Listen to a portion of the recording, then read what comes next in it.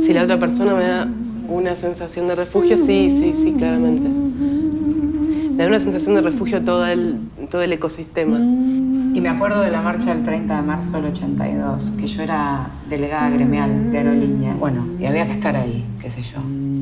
Era la dictadura.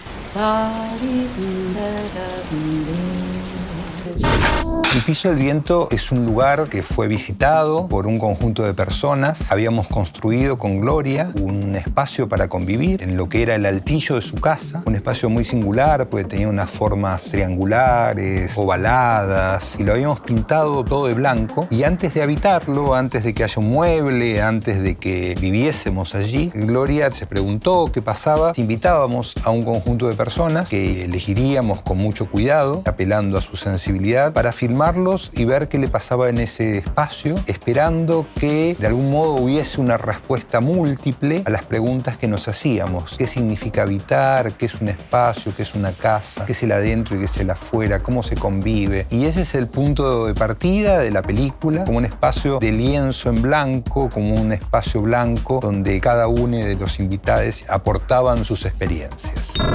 La posibilidad de filmar haciéndonos preguntas para mí siempre es como escribir para saber, y cómo inmediatamente ese espacio en blanco accedía a la sensibilidad y a la memoria de las personas que lo recorrían. Cómo inmediatamente aparecían cosas múltiples, no solo en los recuerdos, sino en sus acciones. Hay quien abre todas las puertas y las ventanas, hay quien las cierra, hay quien se queda quieto, quieta, hay quien se sienta, quien no puede parar de andar, quien se altera, quien se emociona por alguna circunstancia de su pasado. Esto fue como una especie de impacto, ver cada retazo de esas experiencias humanas, tanto para Gloria, para mí y quienes estábamos allí, era como muy impactante.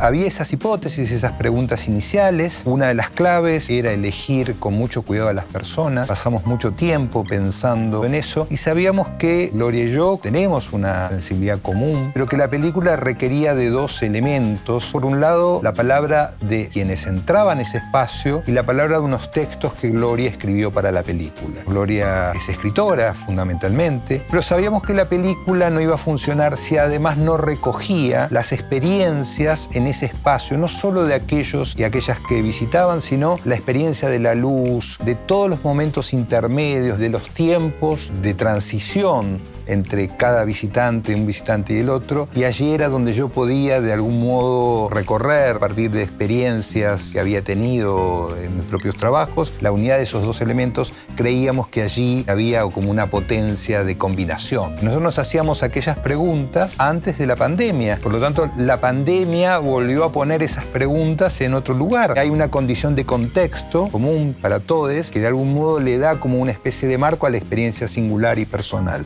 La estrategia de filmación de las personas invitadas las filmábamos desde que entraban al lugar, tratando de registrar ese primer impacto. Apelábamos a ese impacto y a eso que surgía espontáneamente. La cámara, que era una cámara en mano, que hizo Gustavo Schiaffino, la indicación era estar atenta a la energía de cada personaje. La cámara debía acomodarse a la energía que se desplegara. Cada invitado, cada invitada era como un desafío nuevo, porque no sabíamos qué le iba a pasar, no sabíamos qué iba a contar, no sabíamos qué emociones lo iban a embargar, cómo iban a ser sus movimientos. Había algo de improvisación, le agregaba una riqueza para el rodaje singular.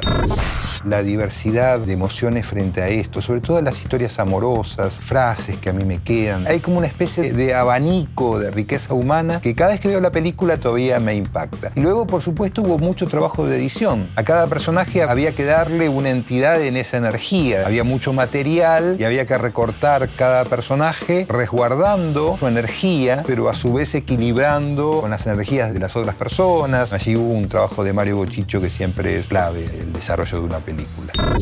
Uno hace cosas y va capitalizando algunas experiencias, y lo que creí siempre, hay que defenderse mucho de las experiencias. No porque sean malas en sí mismas, sino porque el riesgo es que se te fosilicen los ojos. Entonces, para mí, en cada momento es ver de qué manera capitalizo lo que hice, pero destruyendo lo que hice y pensando pensándolo de nuevo todo. Y para mí fue rigurosamente, después te sale mejor o peor, mal, bien, esto es otro problema. Pero digo, el desafío y la apuesta para mí es empezar cada vez de nuevo pensando que la película siguiente no sé cómo se hace. Y esto es lo que planteo al equipo, hay que encontrar el lenguaje de nuevo para hablar de lo que vamos a hablar ahora.